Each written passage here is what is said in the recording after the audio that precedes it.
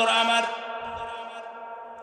আজকের মাহফিল থেকে আমি মহাগ্রন্থ আল কুরআনুল কারীমের সূরাতুল মুহাম্মদ, আপনার বলেন সাল্লাল্লাহু আলাইহি ওয়াসাল্লাম,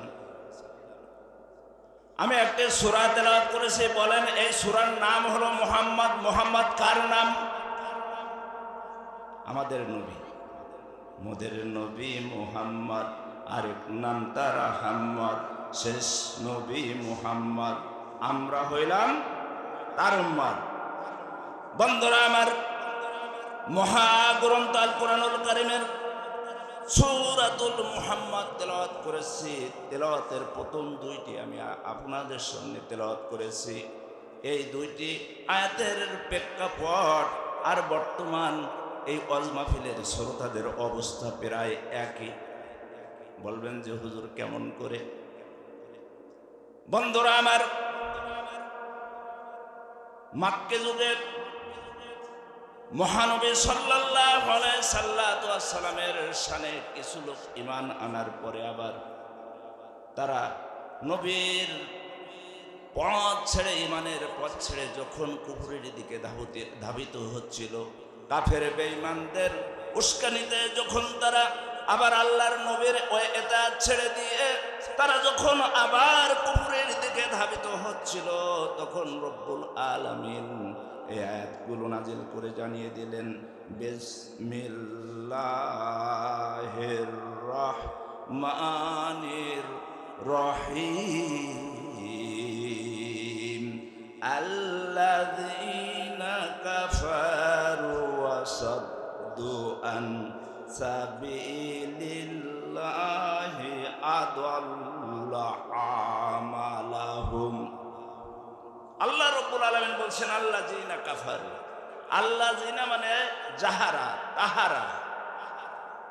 কাফারু মানে অস্বীকার করে, কাফারু মানে অমান্য করে, কাফারু মানে বিরোধিতা করে, কাফারু মানে তাদের জীবনের সাথে এই আয়াত তেলাওয়াতের সাথে মিল নাই। কথা বলেন ঠিক কিনা?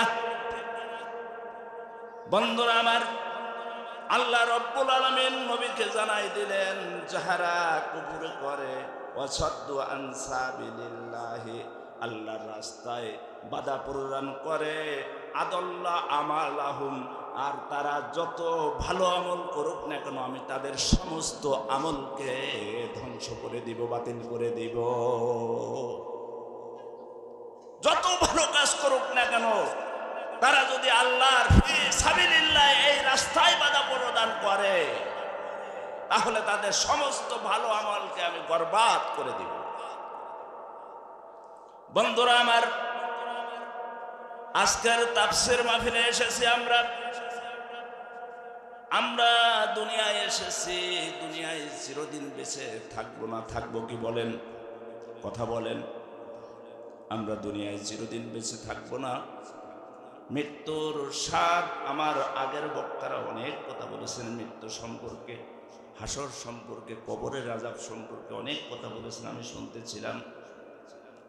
বন্ধুরা আমার, মৃত্যুর স্বাদ আমাদের প্রত্যেককে গ্রহণ করতে হবে, কিন্তু আমরা কি কেউ মৃত্যুর স্বাদ দেখেছি? কথা বলেন। কোনো আযাব কি আমরা দেখেছি? কোনো আযাব আমরা দেখেছি? বলেন, দেখি নাই। আসেন নবীজির হাদিস থেকে একটা আযাবের চিত্র আপনাদের সামনে তুলে দিই কাল্পনিকভাবে। বন্ধুরা আমার, কেন কোরআন মানতে হবে? কেন আল্লাহর হুকুম মানতে হবে? কেন বিশ্বনবী মুহাম্মদুর রাসূলুল্লাহ সাল্লাল্লাহু আলাইহি সাল্লামের অনুসরণ করতে হবে?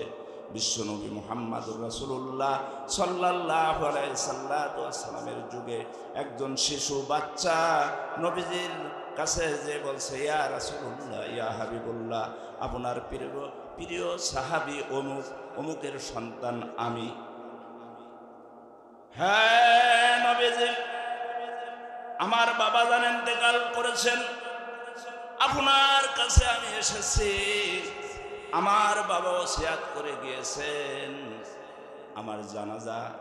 আমার জানাজার ইমামতি করবে আমাদের নবী, বিশ্ব নবী, খতামুন নবী, শেষ নবী মুহাম্মদুর রাসূলুল্লাহ। সকলে বলি সাল্লাল্লাহু আলাইহি ওয়াসাল্লাম। বলছে, হুজুর বলেন, আমার আব্বা ওসিয়াত করেছেন আপনি আমার বাবার জানাজা পড়বেন কিনা।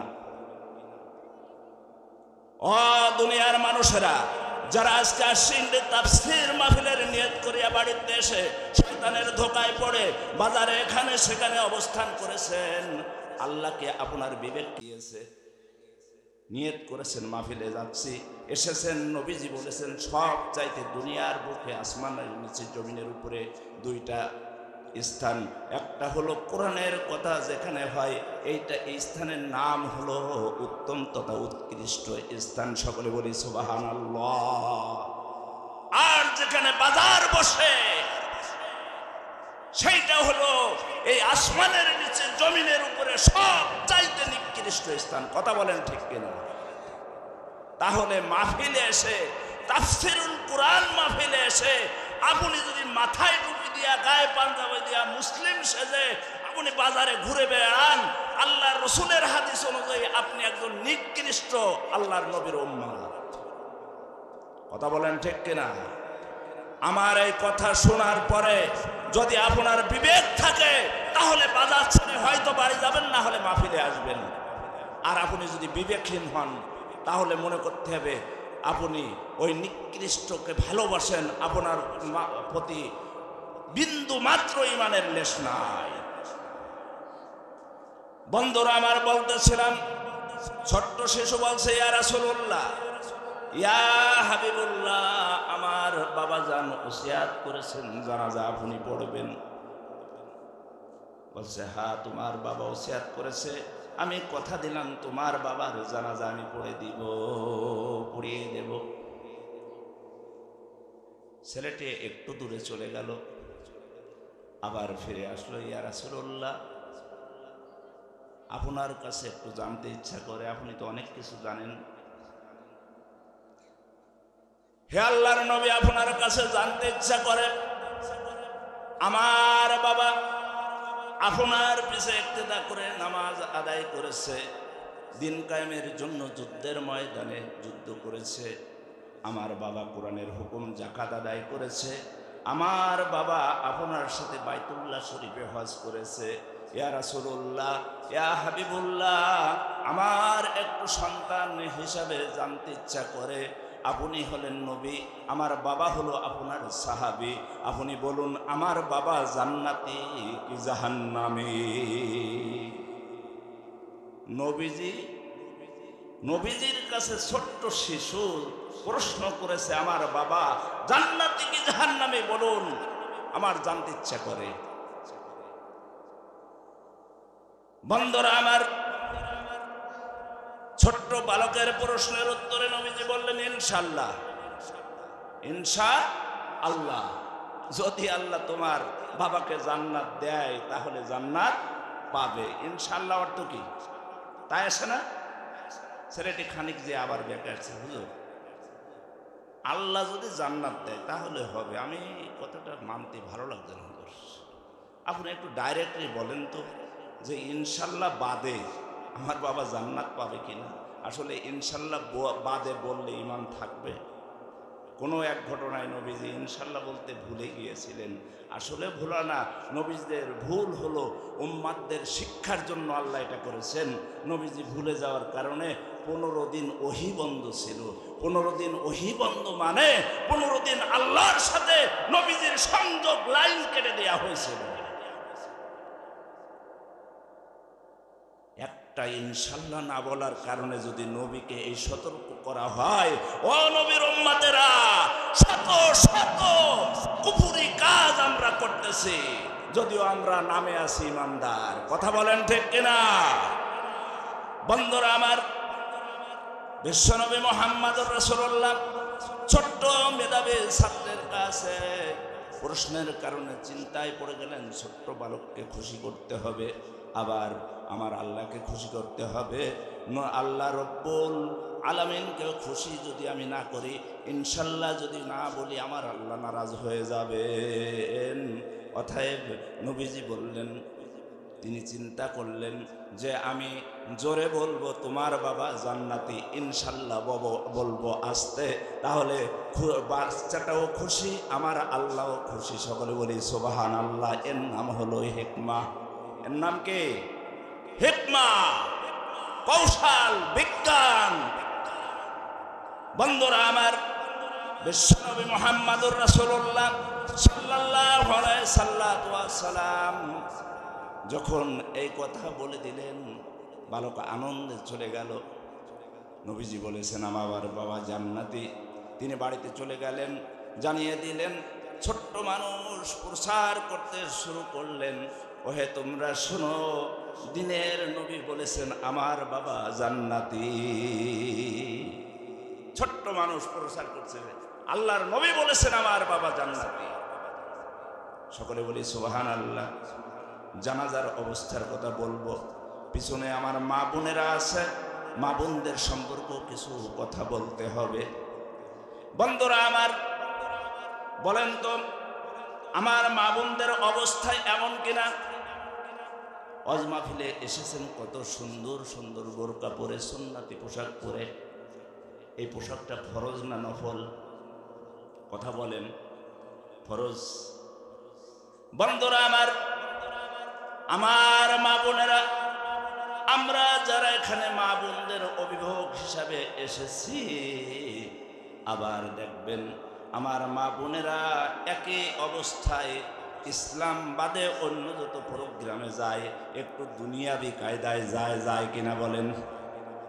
এখন যদি কোনো মা এই মাহফিলে আসে পর্দা ফরজ মানিয়া, আর যদি দুনিয়ার অন্য কিছুতে যায় বা বাবার বাড়ি বেড়াতে যায়, অথবা ঈদের মার্কেট করতে যায়, অথবা ওই শেওড়া মাধ্যমিক বিদ্যালয়ে কোনো কনসার্ট অনুষ্ঠানে যায়, সেখানে যদি বোরখা না পরে, কথা বলেন তো তার এই পর্দা হলো কিছু মানলো আর কিছু মানলো না, হলো কিনা বলেন দিন? এরা মা আমাদের সমাজে বেশি না কম? মা বোনেরা লক্ষ্য করুন, মা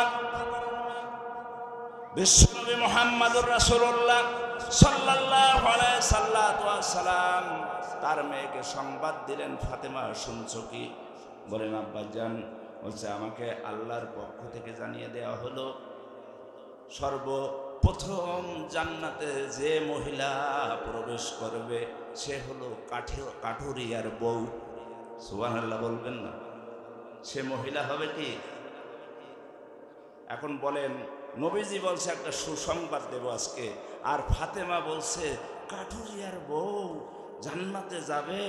আমি নবীর কন্যা ফাতেমার আগে, এটা আমার জন্য সুসংবাদ না দুঃসংবাদ?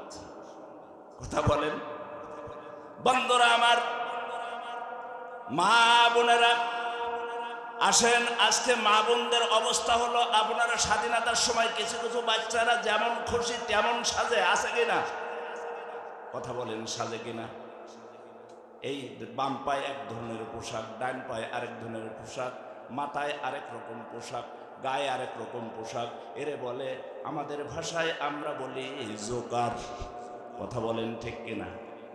মা বোনেরা লক্ষ্য করুন, মা এই জোকারকে আবার কেউ আমরা নাড়তে নাড়তে পাগল বলে সাব্যস্ত করি, কেউ লাঠি দিয়া গুতা দিই, কেউ কাদা মাখিয়ে দিই, কেউ কালি মাখিয়ে দিই। এর নাম হলো জোকার। ভালো নাম হলো যেমন খুশি তেমন সাজো, যেমন খুশি তেমন সাজো।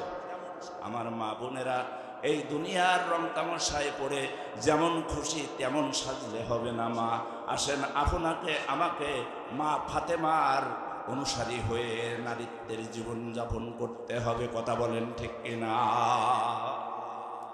হযরত ফাতেমা বলছে, আব্বাজান কোন কাজের বিনিময়ে কাঠুরিয়ার মেয়ে, কাঠুরিয়ার স্ত্রী আমার আগে জান্নাতে যাবে, একটু বলবেন কি? বলছে যা দেখে নিয়ে যায়, তা বলার দরকার কি? তুমি তার বাড়িতে যেয়ে দেখে এসো। সকলে বলি সুবহানাল্লাহ। একটু প্রাণ খুলে জিকির করে লা ইলাহা লা ইলাহা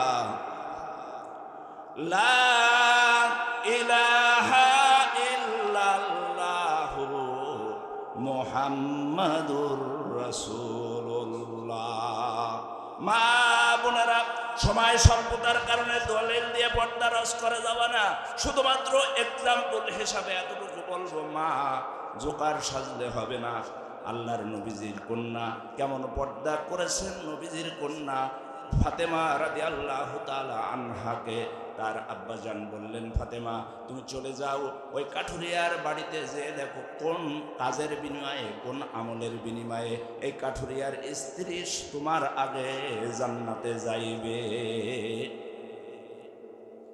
নবী কন্যা ফাতেমা চলে গেলেন, বাড়ির সীমানায় পা দিয়ে শুধু সালাম দিয়েছেন, আসসালামু আলাইকুম ইয়া আহলাল বাইত। আমরা বলি হ্যালো, বাড়ি আসো, কি বলেন? আর আমাদের বাড়িগুলো তো ফুটবল খেলার ময়দান, যে পাশে খুশি সেই পাশে বল কিক করা যায়, কথা বলেন ঠিক কিনা? নবী কন্যা কাঠুরিয়ার বাড়িতে পা রেখে সালাম দিলেন। তাহলে কারোর বাড়িতে যে পা রেখে প্রবেশ করে সর্বপ্রথম কি করতে হবে? সালাম দিতে হবে। এটা কার সুন্নাত? নবীজির সুন্নাত। সালাম দিবেন, উত্তর যদি আসে প্রবেশ করবেন, যদি সালাম দিয়ে উত্তর না আসে আবার সালাম দিবেন, যদি উত্তর না আসে তাহলে আবার সালাম দিবেন, 3 বার সালাম দিয়ে বাড়ি ব্যাকে আসবেন। আপনি বল খেলার মাঠের মতন গ গ করে করে বাড়ি ঢুকতে পারবেন না। এটা হলো নবীজির আদর্শ। কার আদর্শ? কথা বলেন বন্ধুরা আমার। যদি এই কাজটা আমাদের ভিতরে চালু থাকতো, জেনা সমাজ থেকে দূরে চলে যেত। কথা বলেন ঠিক কিনা? আজকে পর্দা নাই বলে জেনায় ছড়াছড়ি হয়ে গেছে সমাজ, জেনায় ছড়াছড়ি হয়ে গেছে সমস্ত পরিবার, জেনায় ছড়াছড়ি হয়ে গেছে সমস্ত রাষ্ট্র। আর জেনায় ছড়াছড়ি হওয়ার কারণে আমাদের আমলেও কাজ হচ্ছে না, কোরআনের কথা শুনে শুনেও তাসির হচ্ছে না। মা বোনেরা লক্ষ্য করুন, মা হযরত ফাতেমা চলে গেলেন কাঠুরিয়ার স্ত্রীর বাড়িতে, যে সালাম দেওয়ার সাথে সাথে কাঠুরিয়ার স্ত্রী দৌড়ে যে ঘরে দরজা দিলেন। বলছে, ও বউ, আমি একটু এসেছিলাম আপনার সাথে কথা বলবো, সালাম দিলাম, উত্তর দিলেন, সব ঠিক আছে, তা দরজা দিচ্ছেন কেন? আপনিও তো মহিলা, আমিও তো মহিলা। আসলে 2 মহিলা এক জায়গায় সমস্যা বলে? আমাদের দৃষ্টি তো সমস্যা না। নবী কন্যা ফাতেমাও বলছে যে আপনিও মহিলা, আমিও মহিলা, আমি আপনাকে সালাম দিলাম, উত্তর দিলেন, সব ঠিক আছে, আমি আপনার বাড়িতে আসলাম নবী কন্যা হিসাবে, আপনি আমার সাথে কৌশল বিনিময় না করে, কথা না বলে আপনি ঘরে দরজা দিলেন কেন? বলছে, দেখেন আপনি আমার বাড়িতে আসবেন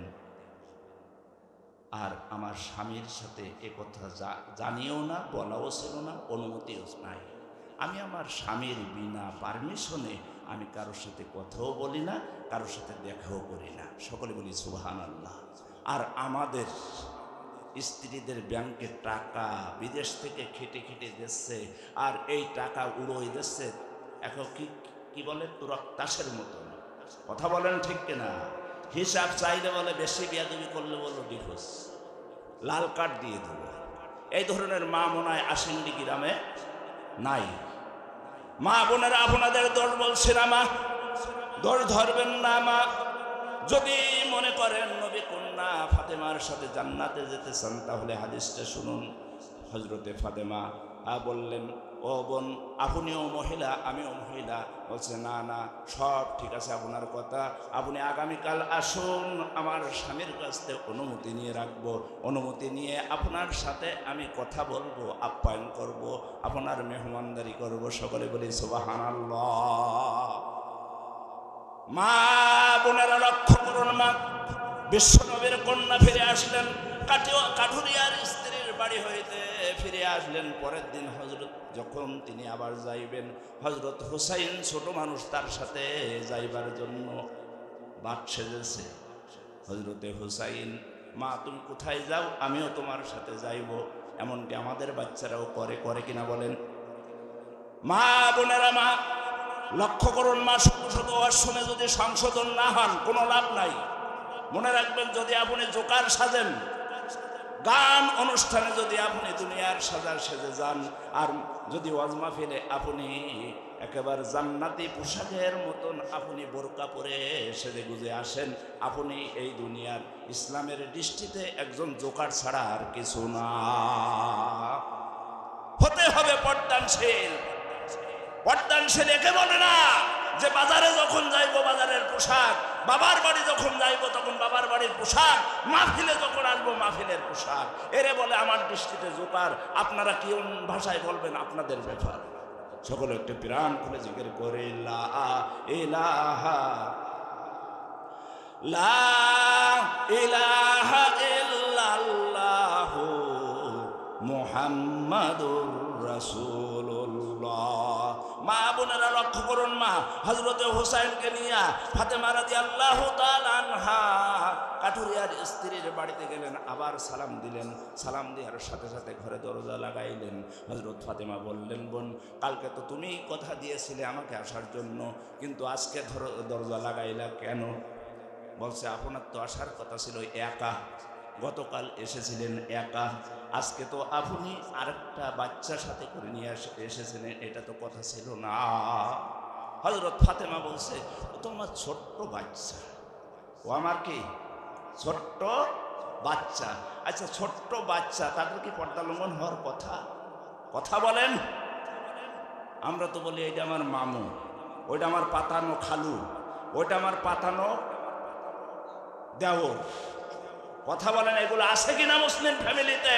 এই সংশোধন যদি আমাদের ভিতরে না আসে, ইসলাম আমাদের ভিতরে আসবে না। আর এই ইসলাম মানা দিয়ে ওই জোকারের মতন অবস্থা ছাড়া আমরা ওই জান্নাতে যেতে পারবো না। মা বোনেরা লক্ষ্য করুন, মা ছোট্ট বালক হোসাইনের জন্য কাঠুরিয়ার স্ত্রী বলে, আমি অনুমতি নিয়েছিলাম আপনার সাথে দেখা করব, কিন্তু আপনার ছোট বাচ্চা আসবে, এটা তো হয় না। আমার স্বামীর কাছে অনুমতি নেই নাই, আর তারপরে যে হোক ছোট, কিন্তু আমি কাঠুরিয়ার স্ত্রী দেখতে কেমন? আমার রং ফর্সা কি কালো? আমি 5 ফুট লম্বা কি 6 ফুট লম্বা? আমি চিকন কি মোটা? আমি বেড়ে কি লম্বা? ইত্যাদি ইত্যাদি মাপ কাটি নিয়ে ছোট্ট বালকও কিন্তু অন্য বালকদের সাথে গল্প করতে পারবে। কথা বলেন ঠিক কিনা? আর আমাদের সমাজের কথা আর কি বলবো? এখন যদি এসে বেশি বলি তাহলে বলবেন আতিয়ার হুজুর ফাজিল হয়ে গেছে। আমি বললাম না, আমরা নিজেরা তো অনুমান তো করতে পারছি, মহা বিপদে আছি। মা বোনেরা, হযরতে ফাতেমা রাদিয়াল্লাহু তাআলা আনহা পরের দিন আবার ডেট নিয়ে আবার গেলেন, যেহেতু আমার সময় শেষ আমি শেষ করে দিচ্ছি। পরের দিন কাঠুরিয়ার স্ত্রী বলেছিল যে, হে আমার মেহমান, আমার জীবনে আমি যেই দিন থেকে আমার স্বামীকে স্বামী হিসাবে কবুল বলেছি, সেই দিন থেকে আমার স্বামীর বিনা পারমিশনে আমি বাবার বাড়ি পর্যন্ত যাই নাই। আমাদের গ্রাম এলাকায় যত ভাবিদের স্বামী বিদেশ আছে, ওরে বাবা রে, ও 3 মাস ঢাকায় থেকে এসে বলে বাবার বাড়ি ছিলাম। আর ঢাকায় কোন জায়গায় থাকে এটা আর বললাম, কার সাথে ছিল সেইটাও নাই, নাই বললাম। কথা বলেন, কোন জায়গায় দেবেন? কাঠুরিয়ার স্ত্রী জান্নাতে কেন গিয়েছে? নবীর সাথে যে বলছে, বাবা আমি বুঝতে পেরেছি আমার আর দেখার দরকার নাই, আমি বুঝতে পেরেছি কাঠুরিয়ার স্ত্রী কেন আমার আগে জান্নাতে যাইবে। সকলে বলি সুবহানাল্লাহ। বন্ধুরা আমার, নবীজি জানাজায় দাঁড়িয়ে গেছেন, মনে আছে তো আপনাদের হাদিস। আলোচনা লম্বা হওয়ার দরকার নাই, অল্প আলোচনায় আমি কথাই বলি, পুষ্টিকর খাদ্য অল্প খেলে স্বাস্থ্যের জন্য উপকার। অপুষ্টিকর খাদ্য খেতে খেতে যদি আপনার নাক পর্যন্ত করে দেন, ডিসেন্ট্রি না ডায়াবেটিস ডায়রিয়া অনেক কিছু হতে পারে। কথা বলেন ঠিক কিনা? কথায় বাসেন, আলোচনা অল্প হোক কিন্তু আমলের জন্য নিয়ত করে বাড়ি নিয়ে যাবো। রাজি আছেন ইনশাল্লাহ? বিশ্বনবী জানাজায় দাঁড়িয়ে গেছেন, আল্লাহু আকবার। হঠাৎ করে দেখেন কাফন নড়ে, ওই সাহাবীর কাফন নড়ে। নবীজি জানাজার নিয়ত ছেড়ে দিলেন। ইয়া মুহাজির, হে উপস্থিতি, সাদ্দাক্তা, তোমরা কি সত্য বলছো? হাজা মাইত, লোকটা মৃত। বন্ধুরা আমার, বিশ্বনবী মুহাম্মদুর রাসূলুল্লাহ সাল্লাল্লাহু আলাইহি সাল্লাল্লাহু আলাইহি ওয়াসাল্লাম জানাজার নিয়ত ছাড়িয়া দিয়া সকল উপস্থিতি জানাজার উপস্থিতির মুহাজিরদের জন্য হাজিরিনের জন্য বললেন, সাদ্দাক্তা, তোমরা কে সত্য বলছো? হাজা মাইত, লোকটা মৃত। যে ব্যক্তি গোসল করিয়েছেন, কাফন পরিয়েছে, তারা বলছে, ইয়া রাসূলুল্লাহ, ইয়া হাবিবুল্লাহ, সাদ্দাক্তা হাজা মাইত। আমরা আল্লাহকে সাক্ষী রেখে বলছি, লোকটা মৃত্যুবরণ করেছে, সে মৃত্যু। আমরা তাকে গোসল করিয়েছে, কাফন পরিয়েছে। বন্ধুরা আমার, মৃত্যুর কথা স্মরণ করুন, যে মৃত্যুর হাত থেকে আমরা কেউ বাঁচতে পারবো না, যে মৃত্যুর পরে কবরের আযাব হবে সত্য, পরকালে হিসাব দিতে হবে সত্য, জাহান্নামের আগুনে পুড়তে হবে সত্য। জাহান্নামের আগুন কেমন হবে? 200 কোটি গুণের 1 ভাগ। ওই আমেরিকার লস এঞ্জেলেসে, ক্যালিফোর্নিয়ায় কয়েকদিন আগে দাউ দাউ করে পড়েছে। দুনিয়ার কোনো বৈজ্ঞানিক এখনো গবেষণা করে বাহির করতে পারে না আগুনটা কোথার থেকে আসলো। 200 কোটি ভাগের 1 ভাগ আগুনের তেজ যদি এই হয়, লস এঞ্জেলেসে ক্যালিফোর্নিয়া শহর পুড়িয়ে সরকার করে দিল, দুনিয়ার শক্তি দিয়ে তার মোকাবেলা করতে পারলো না। ও হতভাগ্য আল্লাহর বান্দা এবং বান্দিগণ, যারা এখন আল্লাহর হুকুমকে নিজের জীবনে সর্বক্ষেত্রে মানতে রাজি নও, তোমরা একটু ওই আগুনের কথা স্মরণ করো, কি হবে ওই আগুনে ফেললে আমাদের।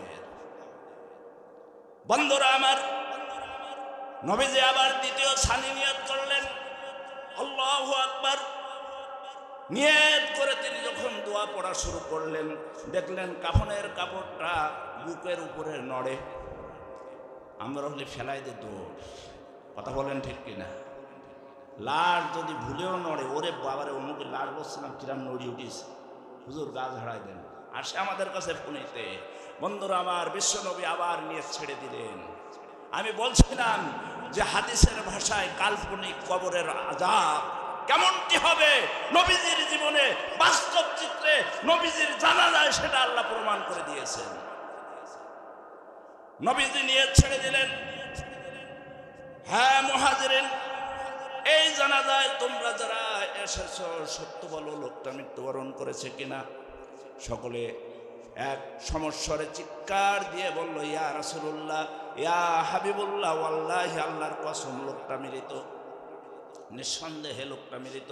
নবীজি তৃতীয়বার আবার নিয়ত করলেন, আবার দেখলেন মাথার উপরের কাফনের কাপড়টা নড়তেছে। নবীজি নিয়ত ছেড়ে দিলেন। নবীজি এইবার কসম করলেন, ওয়াল্লাহি, আমি আল্লাহর কসম করে বলছি, লাশটাকে আমি না দেখা পর্যন্ত আমি নবী আমার সাহাবীর জানাজা পড়াবো না। বন্ধুরা আমার, আসমানের নিচে জমিনের উপরে 1,24,000 নবী এবং রাসূল দুনিয়ায় পাঠিয়ে আপনার আমার নবীকে সমস্ত নবী রাসূলদের ইমাম বানিয়েছেন। সকলে বলি সুবহানাল্লাহ। আপনার আমার নবীকে সর্বশ্রেষ্ঠ নবী হিসাবে শ্রেষ্ঠত্ব দিয়েছেন। সেই নবী যেখানে জানাজায় দাঁড়িয়ে জাহান্নামের সাপ কাফনের ভিতরে এসে লাশের মাংসগুলি কুড়ে কুড়ে খাচ্ছে, নবীজি কাফন খুললেন, দেখলেন একটা বিশাল সাপ এই লাশের মাংসগুলা ছিঁড়ে ছিঁড়ে খাচ্ছে। নবীজি বুঝতে পেরেছেন এটা দুনিয়ার কোনো সাপ নয়। নবীজি জিজ্ঞাসা করলেন, ও সাপ, তোমার বাড়ি কোথায়, কি তোমার পরিচয়? নবীজির চোখে পানি এসে গেল। সাপ নবীজির সম্মানে প্রশ্নের উত্তর দিতে শুরু করলেন। সাপ বলতেছে, ইয়া রাসূলুল্লাহ, ইয়া হাবিবুল্লাহ, আমি সেই কবরে আযাব দানকারী সাপ। আমার মতন একটা পাপী বান্দাবান্দির মাথায় যে পরিমাণ চুল থাকবে, নাফরমান, বেনামাজি, বেপর্দাশীল, বেনামাজি, বে আল্লাহওয়ালা, বেদিনওয়ালা যে সমস্ত লাশ হইবে, এই ধরনের লাশের মাথায় চুল যে পরিমাণ থাকবে, ওই পরিমাণ সাপ কিয়ামত পর্যন্ত ওই লাশকে খাইতে থাকবে। সকলে বলি নাউযুবিল্লাহ। ইত্তাকুল কবরিল আযাব। আজ থেকে, আজকের এই মাহফিল থেকে কবরের আযাবের শিক্ষা নিয়ে বাড়ি যাব। রাজি আছেন ইনশাআল্লাহ? নবীজি বলছে, হে সাপ, তোমার পরিচয় কি, কেন তুমি এখানে এসেছো? বলছে, হুজুর, আপনি যখন দোয়া করেছিলেন, আপনার দোয়াকে আল্লাহ কবুল করে নিয়েছেন। সকলে বলি সুবহানাল্লাহ। কিন্তু লোকটার জীবনে কিছু পাপ থাকার কারণে আল্লাহর পক্ষ থেকে আমার পরে আদেশ জারি করা হয়েছে, যাও কবরে আসার আগে আমার রাসূল যার জন্য দোয়া করেছে লোকটা জান্নাতি হবে, আমি রাসূলের সম্মানে লোকটাকে কবরে আসার সাথে সাথে জান্নাতি হিসাবে কবুল করে নিলাম। কিন্তু তার জীবনের টুকিটাকি পাপের জন্য রাসূলের সামনে তাকে শাস্তি দিয়েছে। সকলে বলি নাউজুবিল্লাহ। নবীজির সাহাবী, নবীজি জানাজা পড়াচ্ছেন, সেই নবীজির সামনে যদি কবরের সাপ এসে তার শাস্তি দেয়, আমাদের মতন সলিমুল্লাহ ধরবে আর খাবে, রক্ষা পাবো না। কথা বলেন ঠিক কিনা? সকলে একটু জিকির করে লা ইলাহা লা ইলাহা লা ইলাহা ইল্লাল্লাহু মুহাম্মাদুর রাসূলুল্লাহ। বন্ধুরা আমার, আমি কিন্তু সময় স্বল্পতার কারণে ডাইরেক্ট আলোচনায় এসেছি। আমি সূরাতুল মুহাম্মদ, সকলে বলি সাল্লাল্লাহু আলাইহি সাল্লাম, এই সূরাতুল মুহাম্মদ ৪৭ নম্বর সূরা। বলেন তো কোরআনুল কারিমে মোট সূরা কয়টি? ১১৪টি। মুখস্থ রাখবেন, কেননা পরিস্থিতিতেও জান্নাত হতে পারে। পরিস্থিতিতে কি হতে পারে? জান্নাত হতে পারে। বন্ধুরা আমার, অতএব আমরা কাফের বলতে শুধুমাত্র বিধর্মীদেরকে বোঝাই। ফজরের আজান হচ্ছে, আচ্ছা আচ্ছা বলবে, আমাকে বলবে। বন্ধুরা আমার, আমরা কাফের বলতে হিন্দু, বৌদ্ধ, খ্রিস্টান একমাত্র মান ক্বালা লা ইলাহা ইল্লাল্লাহ এই আওতায় যারা আসেনি তাদেরকে বাদে আর সবাইকে আমরা কাফের বলি। কথা বলেন ঠিক কিনা? আসলে তারা সব কাফের। কিন্তু আমরা যারা ইমানদার, এদের ভিতরও সাম কিছু কিছু কাফের আছে। কেমন? নামাজ কয় ওয়াক্ত? সবাই বলেন 5 ওয়াক্ত। ফজরের নামাজ আপনি পড়েননি, আমি পড়িনি। আমি ফজরের নামাজ অস্বীকার করি। এখন যে চুরি করে তাকে কি বলবেন? চোর। তাহলে আমি ফজরের নামাজ মানলাম না মানে অস্বীকার করলাম। আমি ফজরের নামাজ 1 ওয়াক্ত নামাজের কাফের। কথা বুঝতে পেরেছেন? কি আমি ভুল বললাম নাকি? এই যে সামনে এপ্রিল মাসে এসএসসি পরীক্ষা হবে, ঈদের পরে 12টা সাবজেক্টে 1200 মার্কের পরীক্ষা হবে।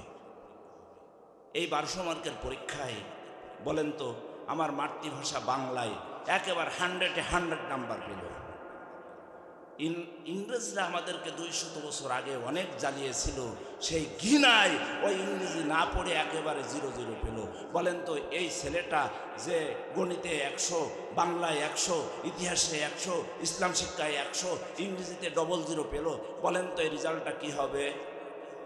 ফেল। যদি 80 করে নাম্বার হয় 8×96, 960 নাম্বার পেলে গোল্ডেন এ প্লাস পাবে। কথা বলেন ঠিক কিনা? যদি সব সাবজেক্টে 80 করে নাম্বার হয় 8×96, 960 পেলে গোল্ডেন এ প্লাস পাবে। যে ছেলেটা ইংরেজিতে 33 না পাওয়ার কারণে ওর নামে থাকবে ফেল। নামে থাকবে কি? ফেল। আল্লাহ রাব্বুল আলামিন বলেছেন, দুনিয়ার ইমানদারেরা, ইয়া আইয়ুহাল্লাযীনা আমানু উদখুলু ফিস-সিলমি কাফা। ও দুনিয়ার ইমানদারেরা, যারা তোমরা আমার প্রতি ঈমান এনেছো, তোমরা বলেছো আমানতু বিল্লাহি ওয়া মালাইকাতিহি ওয়া কুতুবিহি ওয়া রাসূলিহি ওয়াল ইয়াউমিল আখির আল কদরি খায়রিহি ওয়া শাররিহি মিনাল্লাহি তাআলা ওয়াল বাসি বাদাল মাউত। আমাদের মক্তবের হুজুররা পড়ায়, এগুলা পড়ায় কিনা বলেন? মক্তবের পড়া। এই জন্য বাচ্চাকে মক্তবে পাঠাইবেন। আল্লাহ রাব্বুল আলামিন বললেন, যারা তোমরা ঈমান এনেছো, ইয়া আইয়ুহাল্লাযিনা আমানু, ও দুনিয়ার ইমানদাররা, তোমরা যারা ঈমান এনেছো, উদখুলু ফিস সিলমি কাফা, তোমরা পরিপূর্ণভাবে সকল ক্ষেত্রে, সকল কাজে, সব জায়গায়, দোলনা থেকে কবর পর্যন্ত যত কাজ করবে সকল ক্ষেত্রে তোমরা ইসলামের ভিতরে প্রবেশ করো। খবরদার খবরদার, ওয়ালা তাত্তাবিউ খুতুওয়াতিশ শায়াতিন, তোমরা শয়তানের পদঙ্কসমূহ অনুসরণ করো না। আচ্ছা, আপনাদের কাছে আমি জিজ্ঞাসা করি, এই ইমাম সাহেব মসজিদের 5 ওয়াক্ত নামাজ পড়ায়, কিন্তু ফজরের নামাজ উনি পড়ায়ও না, আপনারা জানেন উনি নিজেও পড়ায় না, পড়াতেও যায় না। বলেন দিন, এটা জানার পরে ওই ইমামের পিছনে ইক্তেদা করতে আর ভালো লাগবে? তাহলে উনি